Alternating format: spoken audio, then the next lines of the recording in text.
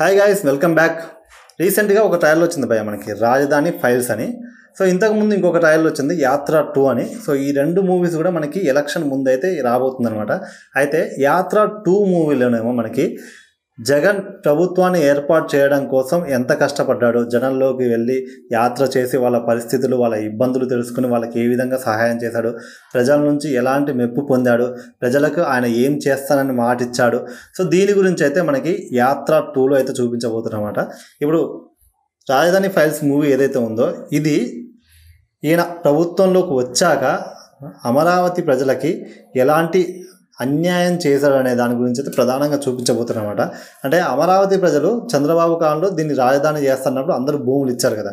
So ఇప్పుడు రాజధాని ఇది కాదు, నేను కడపని వేరే ప్లేస్ని రాజధాని చేస్తున్నప్పుడు వీళ్ళు ఎలాంటి పరిస్థితుల్లో ఎదుర్కొన్నారు, జగన్కి ఏ విధంగా వీళ్ళు పోరాడారు, అమరావతిని రాజధాని చేయడం కోసం వాళ్ళు రైతులు ఏ విధంగా కష్టపడ్డారు అనేది మెయిన్గా జగన్కి అయితే ఇది పూర్తిగా నెగిటివ్ అయితే ఈ మూవీ అనమాట. యాత్ర 2 అనేది ఏంటంటే పూర్తిగా జగన్కి పాజిటివ్ అనమాట.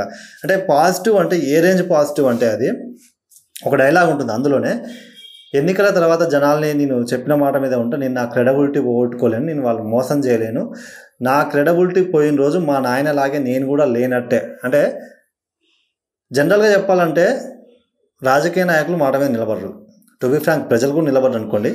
సో క్రెడబిలిటీ అనే వర్డ్, సో ఆ వర్డ్ ఏంటనే అర్థమవుతుందంట మనకి జగన్కి యాత్ర అనేది ఆయన్ని ఎంత పాజిటివ్గా చూపించబోతారు అనేది. అయితే ఇక్కడ మనకి రాజధాని ఫైల్స్లో కూడా ఒక డైలాగ్ ఉంటుంది, ఎవరో కన్నా బిడ్డకు మీరు తండ్రిగా ఉండడం ఏంటి అంటే, చంద్రబాబు గారు అమరావతిని రాజధాని అనౌన్స్ చేశారు కదా.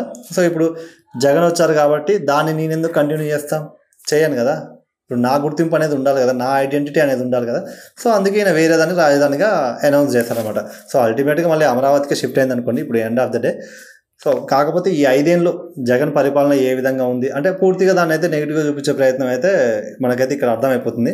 మరి ఈ రెండు మూవీస్ ఇప్పుడు మనకి ఎలక్షన్ ముందు అయితే రాబోతున్నాయి. సో ఎలక్షన్స్ ముందు పాజిటివ్గా చూపించింది నెగ్గుద్దా, నెగిటివ్గా చూపించింది నెగ్గుద్దా అనేది అయితే చాలా ఇంపాక్ట్ చూపిస్తబోతుందట. ఎందుకంటే ఏది జనాలు ఎక్కువ ఆదరిస్తే ఓటింగ్ కూడా అటే ఎక్కువ ఉండే అవకాశం అయితే ఉంటుంది. సో ఆబ్వియస్గా ఇప్పుడు జగన్కి పాజిటివ్ ఉన్నది ఖచ్చితంగా జగన్ పాజిటివ్ ఉన్న వ్యక్తులే చూస్తారు. సో నెగిటివ్ ఉన్న వ్యక్తులే ఆబ్వియస్గా చూస్తారు. సో అంటే పాజిటివ్ ఉన్న వాళ్ళు కూడా చూస్తారు, వీళ్ళు ఏం చూపించారు అని చెప్పి. సో కాకపోతే రీసెంట్గా మనకి ఆర్జీవి గారు వ్యూహం అని ఒక సినిమా తీశారు కదా. సో ఆ సినిమాని అయితే లోకేష్ గారు ఆపేయడం జరిగింది.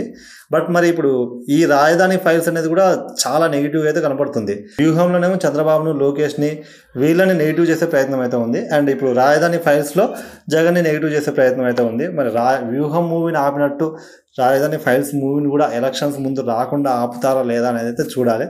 సో ఆపినా కూడా ఇంపాక్టే. సో ఎందుకంటే భయపడరు అని అంటారు, ఆపకపోతే వచ్చినాక అది ఎలాంటి ఇంపాక్ట్ చూపుద్దు అన్న భయం కూడా ఉంటుంది. కాబట్టి ఈ రెండు మూవీస్ గురించి అయితే లిటరల్గా వెయిట్ చేస్తున్నామాట, ఈ రెండు ఎలాంటి రెస్పాన్స్ వస్తాయని చెప్పి. సో ట్రైలర్స్ విషయంగా, ట్రైలర్ పరంగా అంటే సినిమా పరంగా చూడాలి, సినిమా విజన్లో చూడాలంటే రెండు ట్రైలర్స్ కూడా బాగున్నాయి. సో వాళ్ళు చూపించిన స్టోరీ పరంగా ఏదైతే ఉందో బేస్డ్ ఆన్ అవైతే స్టోరీస్ అయితే బాగున్నాయి. బట్ అవి జనాల మీద ఎలాంటి ఇంపాక్ట్ చూపుద్ది అనేది ఇప్పుడు చాలా ఇంపార్టెంట్ అనమాట. సో రిలీజ్కి అయితే రెడీగా ఉన్నాయి. రిలీజ్ అయ్యాక సో మరి వాటి మీద రెస్పాన్స్ ఎలా ఉంది ఏంటి అనేది అయితే వాటి గురించి అయితే డీటెయిల్గా మాట్లాడదాం. సో మొత్తానికైతే కింద కామెంట్ చేయండి, మరి ఇంతకీ ఎవరు హీరో, జగన్ హీరోనా, చంద్రబాబు హీరోనా? సో వీళ్ళిద్దరు కాకుండా పవన్ కళ్యాణ్ గారు చాలా కష్టపడుతున్నారు, కానీ పవన్ కళ్యాణ్ గారి కష్టానికి తగ్గ ప్రతిఫలం అయితే ఎక్కడ కూడా కనిపించట్లేదు. మరి ఈసారన్నా ఓట్లు పడతాయా లేదా మరి పవన్ కళ్యాణ్ గారికి అయితే చూడాలి. ఎందుకంటే జగన్ పరిపాలన చూసినాం, చంద్రబాబు పరిపాలన చూసినాం, కానీ పవన్ కళ్యాణ్ ఒకసారి వస్తే, అలాంటి వ్యక్తులు వస్తే ఎలాంటి పరిపాలన ఉంటుంది అనేది కూడా చాలా ఇంపార్టెంట్. సో మార్పు ఎలా ఉంటుంది అనేది. బట్ ఈసారి అయితే అవకాశం లేదు పవన్ కళ్యాణ్ గారికి. హోప్ మళ్ళీ వచ్చే ఎన్నికల్లోనైనా ఒంటరిగా నిలబడి ఆయన సీఎం అయితే ఎలాంటి రెస్పాన్స్ వద్దో చూడాలి మరి. సో ఇది అనమాట వీడియో. సో వీడియో ఎలా ఉంది ఏంటి డిఫరెంట్గా కామెంట్ అయితే చేయండి. సో పాజిటివ్ నెగిటివ్ ఏదో ఒకటైతే చేసేయండి. సో సబ్స్క్రైబ్ చేసుకోవడం మాత్రం మర్చిపోకండి. Thank you for watching my video. Until then take care, bye bye. Next మళ్ళీ కలుద్దాం.